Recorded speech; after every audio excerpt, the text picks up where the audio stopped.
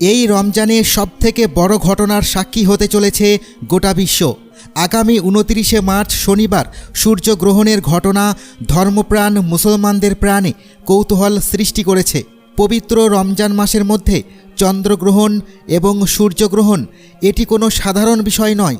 অনেক স্কলার দাবি করেছেন এটি কিয়ামতের আলামত, আবার অনেকে বলেছেন এটি ইমাম মাহাদির আত্মপ্রকাশের পূর্বাভাস। প্রিয় বন্ধুরা, সম্পূর্ণ ভিডিও জুড়ে আমাদের সঙ্গে থাকুন এবং আপনার মতামত আমাদের কমেন্ট বক্সে লিখে জানান। প্রিয় বন্ধুরা, গত 14ই মার্চ একটি চন্দ্রগ্রহণ হয়েছিল, আর এবার আগামী 29শে মার্চ একটি সূর্যগ্রহণ ঘটতে চলেছে। শুধু তাই নয়, এই দুটি মহাজাগতিক ঘটনা যে কোনো মাসে নয়, বরং ইসলামিক বর্ষ 1446-এর পবিত্র রমজান মাসেই ঘটছে। শতাব্দীর পর শতাব্দী ধরে রমজানকে লক্ষণ ও ভবিষ্যৎবাণীর জন্য বিশেষ মাস হিসেবে গণ্য করা হয়েছে। এটি শুধু একটি সাধারণ ঘটনা নয়, ইসলামের ইতিহাসে সূর্য ও চন্দ্রগ্রহণকে কখনোই স্বাভাবিক মহাজাগতিক ঘটনা হিসেবে দেখা হয়নি, বরং এগুলোকে বড় পরিবর্তনের ইঙ্গিত হিসেবে ধরা হয়েছে। বহু হাদিসে উল্লেখ আছে যে ইমাম মাহাদির আগমনের অন্যতম লক্ষণ হবে রমজান মাসে সূর্য ও চন্দ্রগ্রহণের সংঘটন। আজকের বিশ্ব বিশৃঙ্খলা, অবিচার, যুদ্ধ এবং নানা সংকটে ভরা। এমন সময়ে এই গ্রহণগুলো মানুষের মধ্যে নতুন আগ্রহ ও কৌতূহল তৈরি করেছে।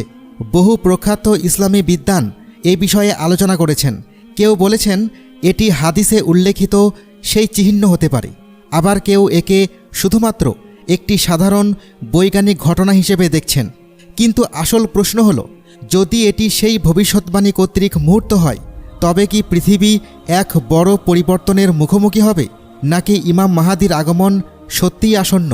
এই আলোচনা এখন বেশ গুরুত্বপূর্ণ হয়ে উঠেছে এবং আগামী দিনে আরও বেশি মানুষ এ বিষয়ে কথা বলবে।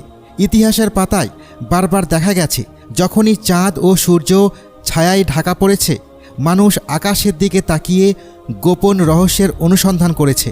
গত 14ই মার্চ রাতে যখন চাঁদ তার ঔজ্জ্বল্য হারিয়েছিল, তখন এটি শুধুমাত্র একটি সাধারণ মহাকাশীয় ঘটনা বলে মনে হয়েছিল।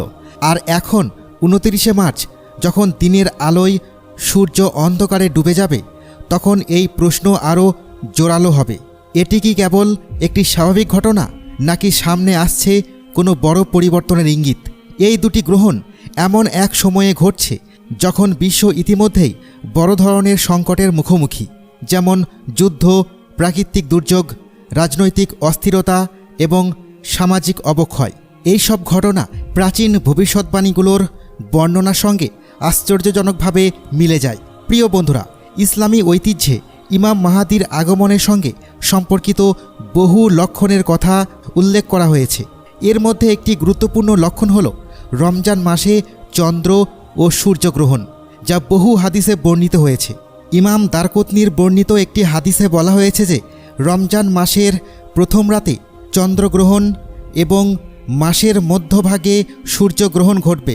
যদিও কিছু ইসলামী স্কলার এই হাদিসের ব্যাখ্যায় ভিন্ন মত পোষণ করেন। অনেকেই মনে করেন এটি গভীরভাবে চিন্তা করার মতো বিষয়। ইতিহাস সাক্ষী যে যখনই রমজান মাসে চন্দ্র ও সূর্যগ্রহণ ঘটেছে, মানুষের মধ্যে এক ধরনের উদ্বেগ তৈরি হয়েছে। 1894 এবং 1895 সালে যখন একই রকম একটি গ্রহণ সংঘটিত হয়, তখন মির্জা গুলাম আহমদ কাদিয়ানি এটি তার সত্যতার প্রমাণ হিসেবে দাবি করেছিলেন। তবে অধিকাংশ মুসলমান তার এই দাবিকে প্রত্যাখ্যান করেছিল। তবুও বাস্তবতা হলো, এমন ঘটনা ঘটলেই মানুষ সঙ্গে সঙ্গে হাদিসগুলোর কথা মনে করে। এখন 1446 হিজরিতে একই পরিস্থিতি আবার ফিরে এসেছে। একদিকে বিজ্ঞানীরা একে শুধুমাত্র একটি সাধারণ মহাকাশীয় ঘটনা হিসেবে দেখছেন, অন্যদিকে কিছু ইসলামিক পণ্ডিত মনে করছেন এটি একটি বড় পরিবর্তনের ইঙ্গিত। মুসলিম বিশ্বের কিছু বিশিষ্ট গবেষক মনে করেন এটি কেবল একটি সাধারণ ঘটনা নয়, বরং এর মধ্যে নিয়তির গভীর বার্তা লুকিয়ে আছে। যদি আমরা অন্যান্য ধর্মগ্রন্থের দিকে তাকাই, তাহলে দেখতে পাই যে শুধু ইসলাম নয়, বরং অন্যান্য ধর্মেও এমন মহাজাগতিক ঘটনাগুলোকে গুরুত্বপূর্ণ লক্ষণ হিসেবে দেখা দেয়। বাইবেলের জোয়েল গ্রন্থে উল্লেখ আছে, প্রভুর মহান ও ভয়ঙ্কর দিনের আগে সূর্য অন্ধকারে পরিণত হবে এবং চাঁদ রক্তবর্ণ ধারণ করবে। হিন্দু ধর্মেও কল্কি অবতারের আগমনের পূর্বে বড় ধরনের প্রাকৃতিক পরিবর্তনের কথা বলা হয়েছে, যার মধ্যে সূর্য ও চন্দ্রগ্রহণের উল্লেখ রয়েছে। এই সমস্ত বিষয় প্রমাণ করে যে বিভিন্ন ধর্ম এমন মহাজাগতিক ঘটনাগুলোকে শুধুমাত্র কাকতালীয় হিসেবে দেখে না, বরং তারা এগুলোকে ভবিষ্যতের গুরুত্বপূর্ণ ঘটনার সঙ্গে সংযুক্ত করে। এজন্যই যখন 1446 হিজরির রমজানে চন্দ্র ও সূর্যগ্রহণ ঘটছে, এটি শুধু বৈজ্ঞানিক বিশ্লেষণের বিষয় নয়, বরং মানুষের মনে রহস্য ও কৌতূহলের সৃষ্টি করছে। যদিও বিজ্ঞান অনুযায়ী এই গ্রহণগুলো স্বাভাবিক ঘটনা, তবে এগুলোর সময় ও বিন্যাস মানুষকে প্রশ্ন করতে বাধ্য করছে। যখন পৃথিবীর মানুষ আকাশের দিকে তাকিয়ে চাঁদ ও সূর্যকে ছায়ায় ঢাকা পড়তে দেখে, তখন হয়তো তারা ভাবতে পারে, এটাই কি সেই মুহূর্ত যার জন্য আমরা অপেক্ষা করছিলাম? বন্ধুরা, এটি শুধুমাত্র বিশ্বাস ও ভবিষ্যৎবাণীর ব্যাপার নয়। যদি আমরা আজকের বিশ্বকে পর্যবেক্ষণ করি, তাহলে স্পষ্ট দেখতে পাই যে পরিস্থিতি আগের চেয়ে অনেক বেশি অশান্ত। মধ্যপ্রাচ্যে যুদ্ধ, ইউরোপে অস্থিতিশীলতা, বিশ্বজুড়ে বাড়তে থাকা প্রাকৃতিক দুর্যোগ এবং সামগ্রিকভাবে মানবতার অবক্ষয়, এগুলো হয়তো সেই বড় পরিবর্তনের লক্ষণ যেগুলো ধর্মীয় গ্রন্থগুলোতে উল্লেখ করা হয়েছে। এ কারণেই অনেক প্রখ্যাত ইসলামী স্কলার এই বিষয়টি নিয়ে গভীরভাবে চিন্তা করছেন। কেউ কেউ মনে করেন প্রতিটি গ্রহণই ইমাম মাহাদির আগমনের লক্ষণ নয়, তবে শেখ ইমরান হোসেনের মতো স্কলাররা বিশ্বাস করেন যে মহাজাগতিক ঘটনাগুলোকে ইসলামী দৃষ্টিকোণ থেকে বিশ্লেষণ করা উচিত। ডক্টর ইসরার আহমদও বহুবার উল্লেখ করেছেন যে এমন ঘটনাগুলোর সঙ্গে ইসলামী ভবিষ্যৎবাণীগুলোর সম্পর্ক রয়েছে।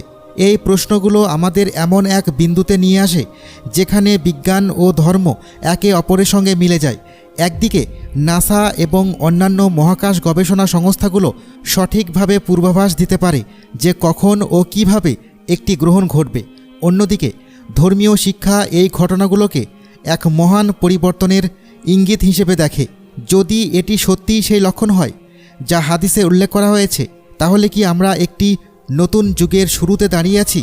আর যদি এটি নিছক কাকতালীয় হয়, তাহলে ভবিষ্যতে এমন আরও কাকতালীয় ঘটনা দেখতে পাবো কি? বন্ধুরা, ইতিহাস, ধর্ম ও জ্যোতির্বিজ্ঞানের সংযোগ বোঝার চেষ্টা করা মানুষের মনে আজ এসব প্রশ্ন জেগে উঠছে। এই রমজানে যখন বিশ্বের মুসলমানরা ইবাদতে ব্যস্ত থাকবে, তখন কিছু দৃষ্টি আশা ও ভয়ের সঙ্গে আকাশের দিকে তাকিয়ে থাকবে। বিশ্ব এক সংকটময় মোড়ে দাঁড়িয়ে আছে এবং আকাশে ঘটে যাওয়া এই অস্বাভাবিক ঘটনাগুলো আমাদের ভাবনার জন্য যথেষ্ট। 1446 হিজরির রমজানের এই সূর্য ও চন্দ্রগ্রহণ শুধুমাত্র বৈজ্ঞানিক ঘটনা নয়, এটি এক মহান সংকেত। তবে কি এটাই সেই পূর্বভাষিত চিহ্ন? আমরা কি এমন এক সময়ের দ্বারপ্রান্তে যেখানে ইতিহাস পরিবর্তিত হতে চলেছে? বন্ধুরা, এখন উদাসীন থাকার সময় নয়, এখন ভাবার, বোঝার এবং নিজেদের সংশোধন করার সময়। যদি এই ঘটনা সত্যিই কোনো বড় পরিবর্তনের ইঙ্গিত দেয়, তাহলে আমরা কি তার জন্য প্রস্তুত? আমরা কি নিজেদের কর্মগুলো পর্যালোচনা করতে প্রস্তুত?